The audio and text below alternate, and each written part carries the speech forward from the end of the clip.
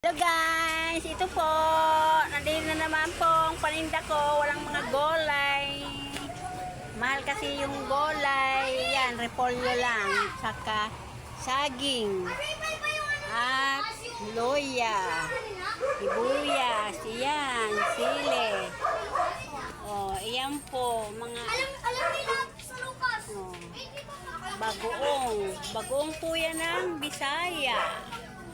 Ayan po, may kahalong tinapa. Masarap. Ito po yung saging. Masarap isaw-saw sa pag-uong.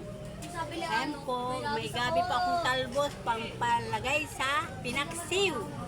Ayan po, pwede yan gataan. Ayan po. Yung kalabasa ko, ang ganda. Ang ganda guys ng kalabasa kung saging. Sarap isaw-saw sa bagoong. Ay, alam na yung paninda ko. Hala. Yan guys, so yung bagoong guys, so yung sinasabi sa Bicol na ano ba yan? Bakit? Itim. May itim. Lupas! Ayan.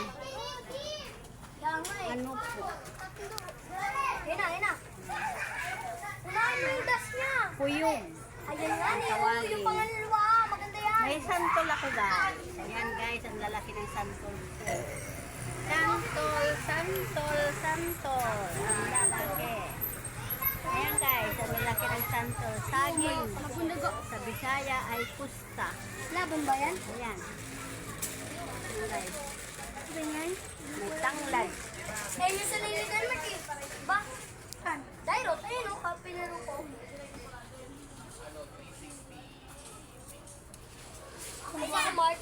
Saan na kaya yung picture? Ako pag-tap sa rupe.